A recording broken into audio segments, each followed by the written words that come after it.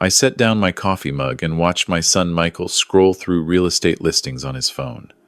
He hadn't visited in 8 months before Catherine's funeral. Now he was here for the third time in 2 weeks, and he'd brought a retirement home brochure. That evening, after they left, I opened Catherine's leather folder, the one she'd labeled, "When the Time Comes," and called the lawyer about activating the Vancouver Island plan. The plan my wife had spent 5 years perfecting. The plan our children knew nothing about. The morning Catherine died, Michael asked about the house before he asked how I was doing. We were still in the hospital room. The nurse had just turned off the monitors. My wife of 43 years lay quiet under the white sheets, and my son was already doing mental math on property values in Altador. I saw him glance at his phone, thumb hovering over the calculator app. "Dad," he said, putting his hand on my shoulder, "we should talk. Soon.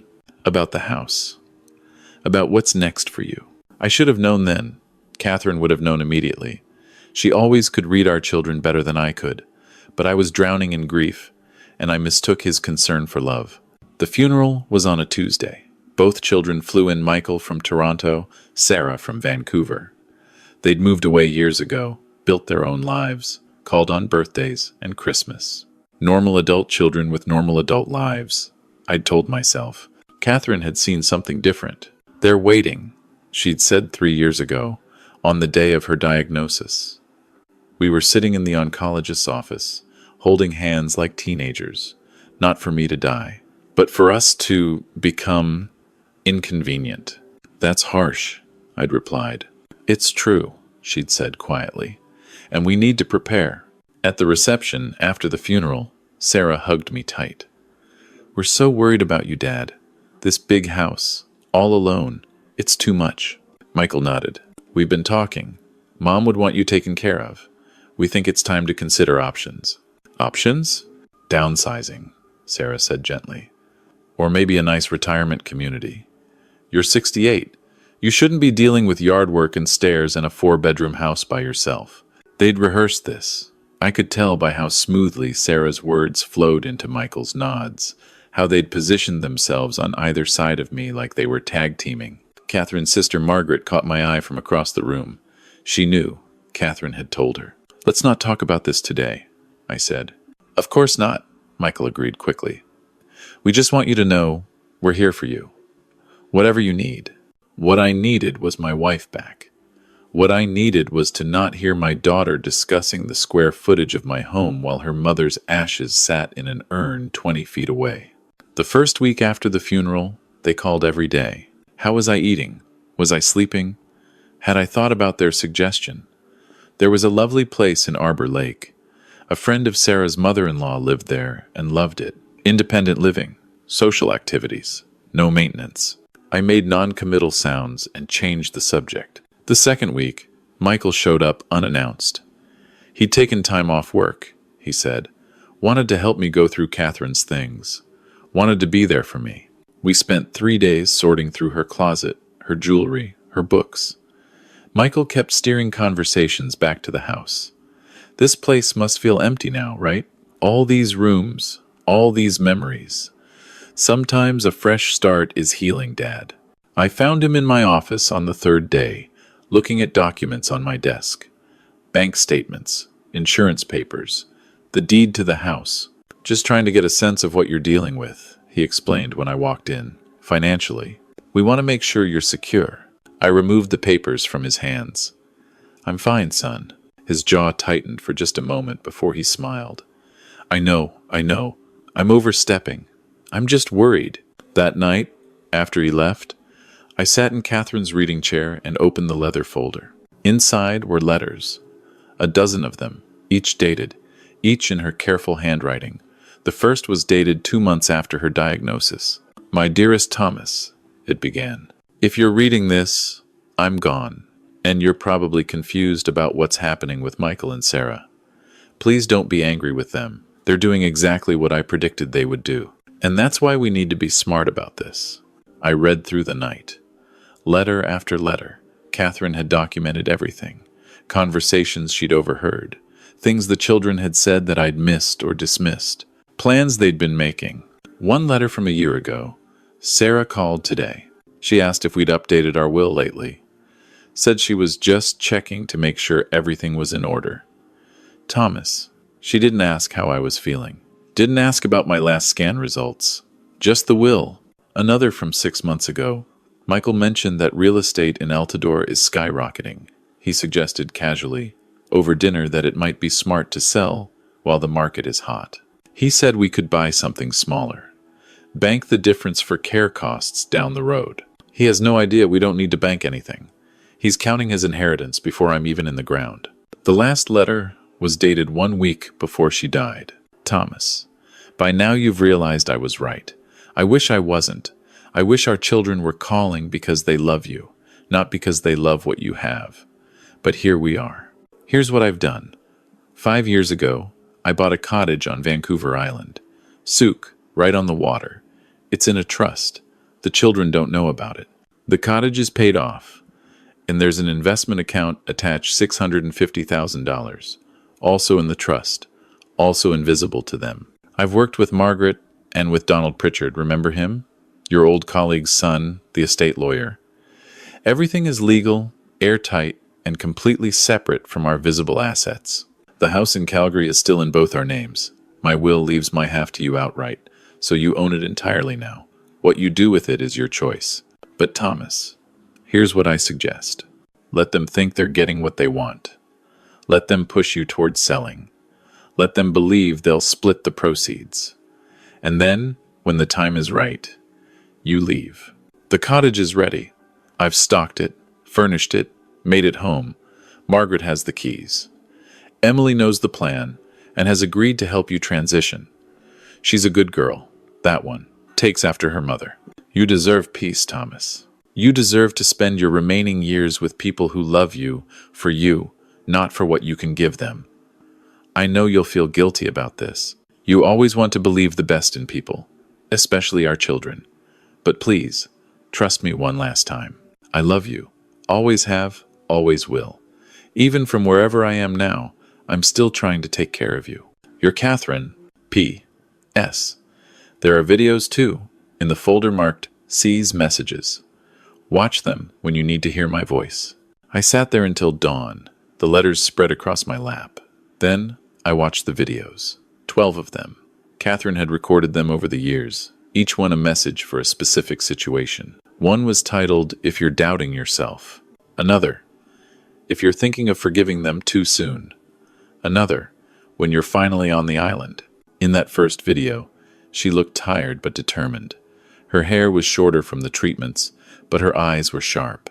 Thomas, I know you're probably thinking I've been too harsh, that I've misjudged them, that maybe they really do care and I'm being paranoid. But sweetheart, I need you to trust me. I've watched them for years now. I've seen how they look at our house, how they calculate, how Sarah checks real estate prices when she thinks I'm not looking, how Michael brings up long-term care facilities as if he's concerned about us. But really, he's concerned about preserving his inheritance. This isn't the children we raised. Or maybe it is, and we just didn't want to see it. Either way, you need to protect yourself. Use the plan. Please. The third week, Sarah arrived with her husband, Derek. They'd driven from Vancouver, she said. Wanted to spend time with me. Help me adjust. Derek was a real estate agent. What a coincidence. We had dinner together. I made Catherine's beef stew recipe, and Sarah cried over it, and then Derek started talking about the market. Your neighborhood has really appreciated, Thomas. Houses are selling for 20, sometimes 25% over asking. If you were thinking of downsizing, now would be the time. I could handle the sale for you, family rate, make sure everything's smooth. I took a sip of wine.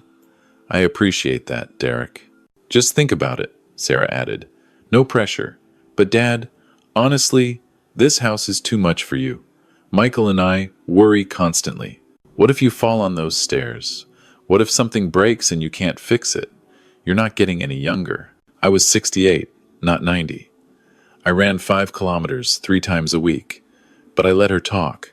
There's a condo development near us in Vancouver, Sarah continued. Modern, elevator, security. You'd be close to me. We could have dinner every week. We haven't had dinner weekly in 15 years, I said quietly. She blinked. That's why this would be good. A fresh start for all of us. Mom's death has made me realize how precious time is. I want to be closer to you, Dad. I wanted to believe her. God, I wanted to believe her so badly. But then I saw Derek glance at his phone, checking messages, and I saw Sarah's eyes flick to the kitchen, mentally staging it for sale photos. I'll think about it, I told them. The fourth week, both children came together.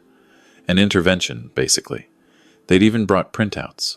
3 retirement homes, 2 condo listings, 1 assisted living facility, just to have options. We sat at the dining room table, the table Catherine had refinished herself 20 years ago, and they laid out their case like lawyers.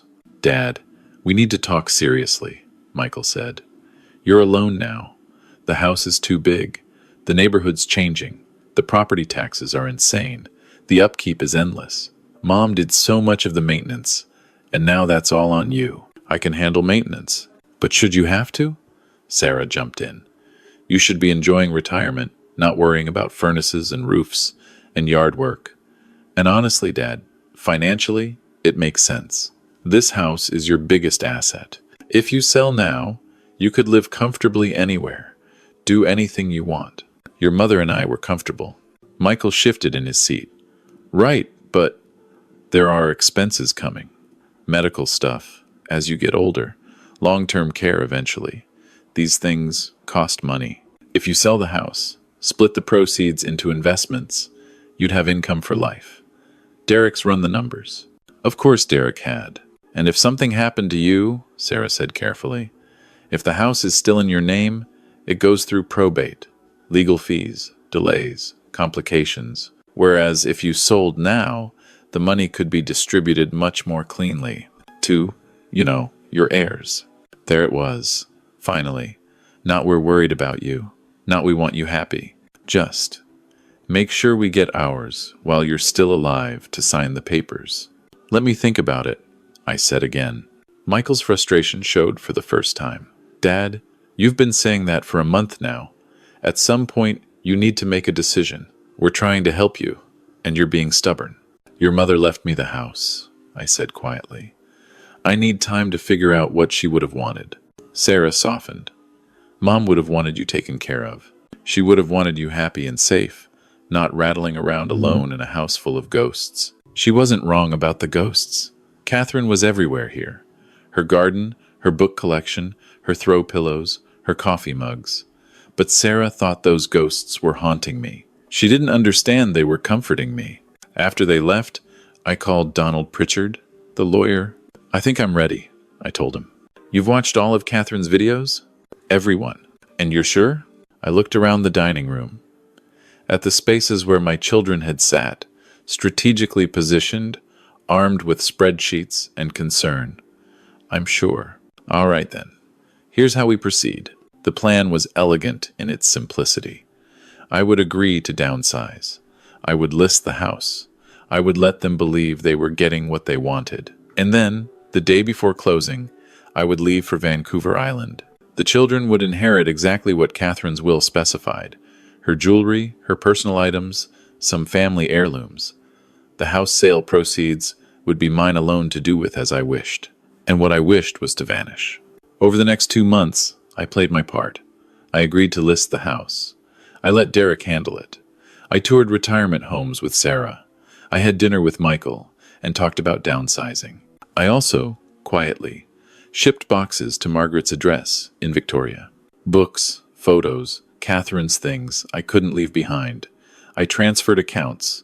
I updated my mailing address with government services. I packed my life into shipping containers, and I watched my children circle like sharks.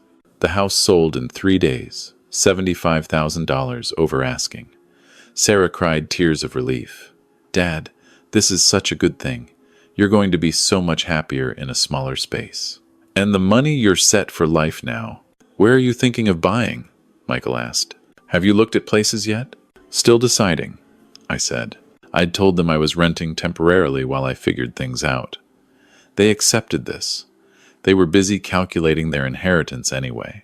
The night before closing, I had dinner with both children. A goodbye dinner, though they didn't know it. We went to Catherine's favorite restaurant, the one we'd celebrated every anniversary at for 30 years.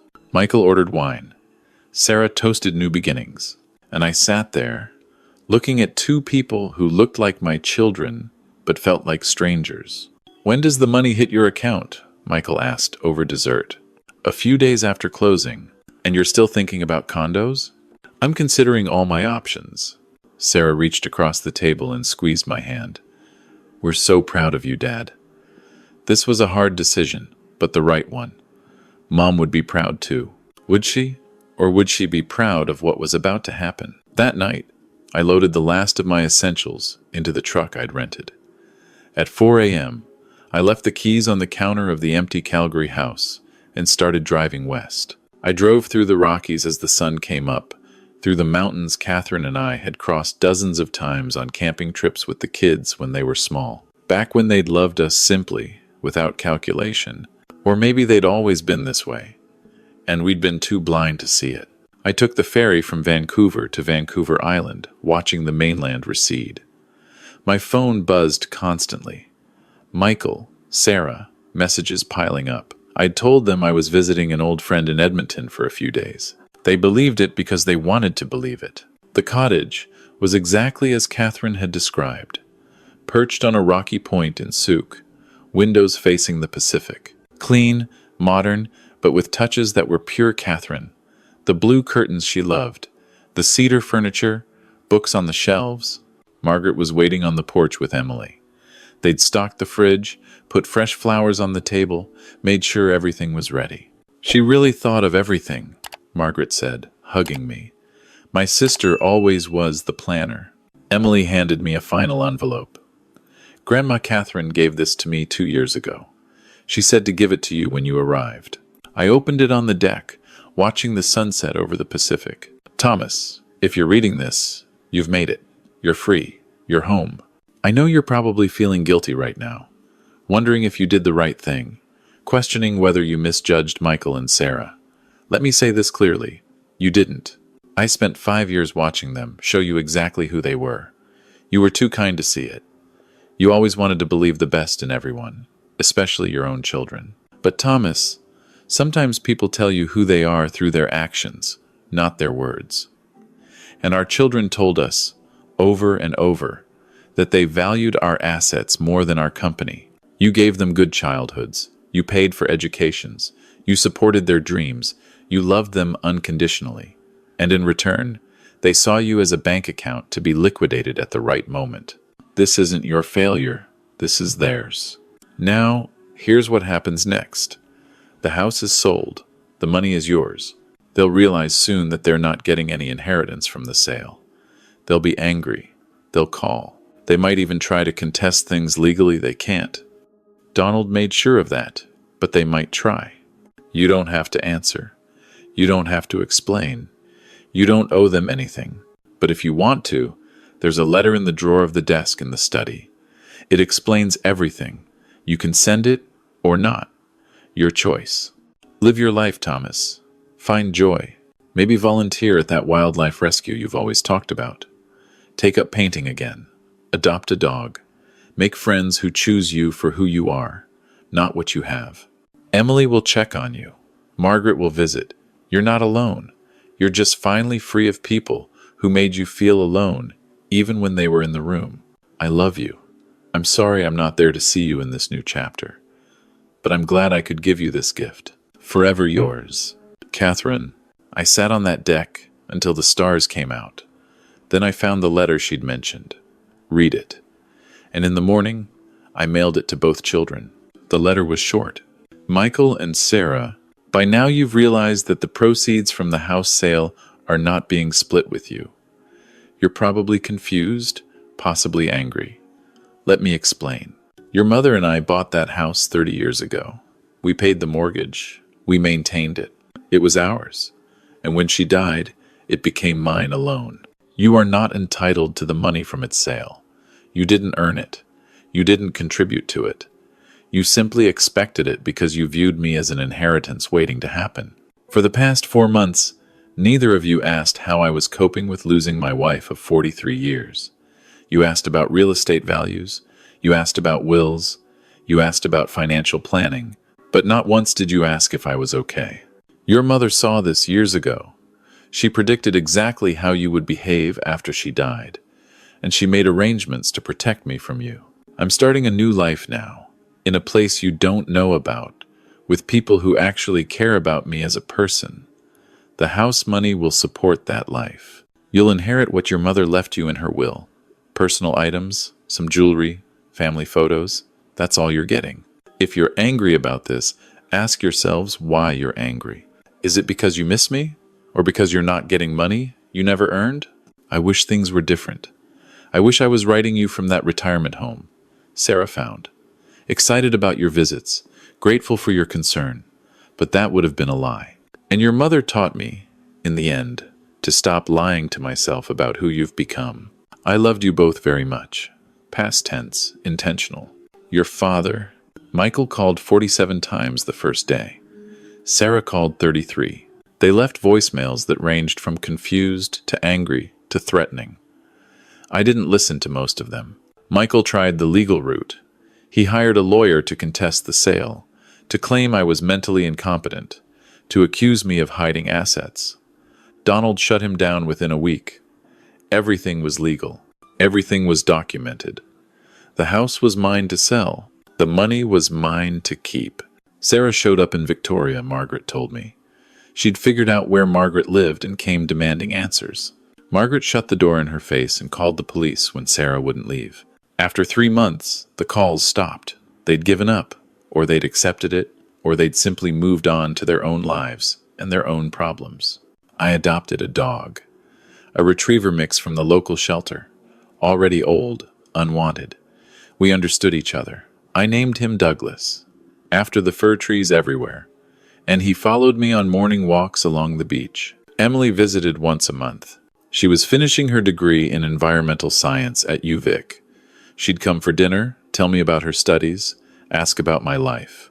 She never mentioned money, never calculated my worth. She just seemed glad to see me. Your mom was good to my mom when she needed help, Emily said once. After my dad left, Aunt Catherine co-signed a loan so we didn't lose the apartment. She paid for my school supplies when Mom was between jobs. She never asked for anything back. I didn't know that. She didn't want you to. She said some help should be quiet. That's what family does, real family. Real family. Turned out my real family wasn't the one I'd raised, but the one Catherine had quietly built around us. Margaret, Emily. The neighbors in Souk who welcomed me without asking questions. The volunteers at the wildlife rescue where I spent my Thursdays. I found a painting class. Hadn't touched a brush since college, but Catherine had always said I had an eye for color. Turned out I wasn't half bad. Started selling small canvases at the local gallery, nothing fancy, just coastal scenes, the ocean at different times of day. The money went to the rescue. 1 year after arriving, I stood on the deck and scattered some of Catherine's ashes into the Pacific. I'd kept half the urn, waiting until I knew I was happy, until I could tell her, wherever she was, that her plan had worked. You were right, I said to the wind, about everything, about them, about this place, about what I needed. Douglas barked at a seal offshore. The sun was setting, painting the water orange and pink. Somewhere on the mainland, my children were living their lives. I hoped they were happy. I hoped they'd learned something. But mostly, I just didn't think about them much anymore. That night, I wrote in the journal Emily had given me. She said Catherine had kept journals her whole life, and maybe I should try it. I'd been skeptical, but there was something clarifying about putting thoughts on paper. Year 1 complete, I wrote. Sold the Calgary house for $925,000. The children expected to split that 3 ways, roughly $308,000 each. Instead, they got their mother's jewelry and some photo albums. The cottage is worth $780,000. Now it's appreciated since Catherine bought it. The investment account has grown to $695,000. Combined with the house sale and my pension, I have more than enough for the rest of my life. More importantly, I have peace. I wake up when I want. I paint when inspiration strikes. I volunteer because I want to, Not because I'm trying to fill empty hours. Douglas is good company. Emily is family in the way I thought family was supposed to be. I don't regret the decision, not even a little. Catherine knew what she was doing. She always did. 2 years in, Sarah sent a letter. Not an email, not a text, but a physical letter.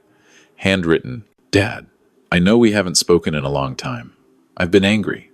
I felt betrayed and confused. But I've been in therapy, and my therapist has helped me see some things I didn't want to see about myself. You were right. Mom was right. Michael and I were circling, waiting, calculating. I didn't even realize I was doing it. Or maybe I did. And I justified it by telling myself we were being practical or helping you plan.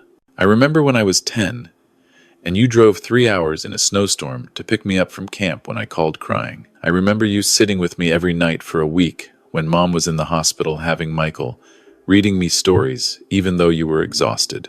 I remember you teaching me to drive, to change a tire, to balance a checkbook, and I repaid all that by seeing you as a financial asset. I don't expect forgiveness. I don't expect a relationship. I'm writing because I needed you to know that I see it now. I see what I became. And I'm sorry. I hope you're happy, wherever you are. You deserve to be. Love, Sarah. I read the letter 3 times, cried a bit, showed it to Emily, who read it silently and handed it back without comment. Do you think she means it? I asked. Does it matter? I don't know. Would you want her back in your life?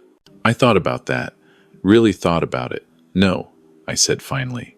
Not because I don't forgive her, but because I don't want to go back to wondering when the next ask is coming, when the next calculation is happening. I'm too old to live like that. Then don't, Emily said simply. I wrote back. Just a short note. Sarah, I appreciate your letter. I'm glad you're working on yourself. That takes courage. I forgive you. I don't forget, but I forgive. I'm happy. I'm building a life that's peaceful and full. I hope you build the same for yourself. Take care, Dad. I didn't include a return address. Michael never apologized. From what Margaret heard through the family grapevine, he was still angry, still convinced I'd somehow cheated him. That was his weight to carry. 3 years in, I met someone.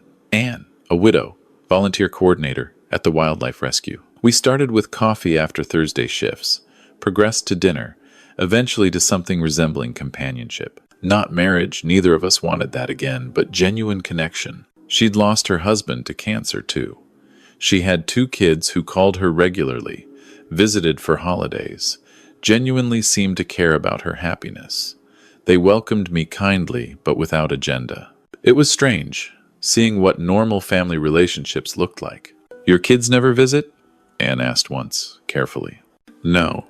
You don't talk? No. Do you miss them? I considered that. I miss who I thought they were. I miss the idea of them. But the reality? No. I don't miss the reality. She nodded, understanding without judgment. That was the thing about people who'd lived a bit. They knew that family was complicated, that love wasn't always enough, that sometimes the kindest thing you could do was walk away. 4 years in, Emily graduated. I was in the audience with Margaret and Anne when she walked across the stage. Afterward, she found us in the crowd and hugged me tight. Thank you, she said, for everything. I didn't do anything. You showed me what Aunt Catherine meant about quiet kindness. You could have been bitter about your kids. You could have written off all young people. But you didn't. You chose to still be generous where it mattered. She started a job with Parks Canada, working on coastal conservation. She'd come for dinner once a month still, bringing research papers and stories about her work. Sometimes she'd stay over in the spare room, and we'd have breakfast watching the ocean like we'd done it forever. 5 years in, I got an email from Michael. Subject line, "Can we talk?" I deleted it without reading. Some bridges, once burned, shouldn't be rebuilt. Not out of spite, but out of self-preservation. I painted that afternoon. A canvas I'd been planning for months, the view from the deck at sunrise, Douglas silhouetted against the orange sky. It sold the next week for more than I expected. The buyer wanted to commission more pieces. Life had become simple, in the best way. Morning walks, painting, volunteering, dinner with Anne twice a week, Emily's monthly visits, the quiet routine of someone who'd finally figured out what mattered. Sometimes I thought about Catherine, wondered if she could see this, if she knew her plan had worked not just logistically, but emotionally, if she knew I wasn't just surviving, but actually genuinely happy. I like to think she did. I like to think she was somewhere smiling, that knowing smile she always had when one of her plans came together perfectly. On what would have been our 48th anniversary, I took the kayak out at dawn, paddled to a small island about a mile offshore, scattered the rest of Catherine's ashes while the sun came up.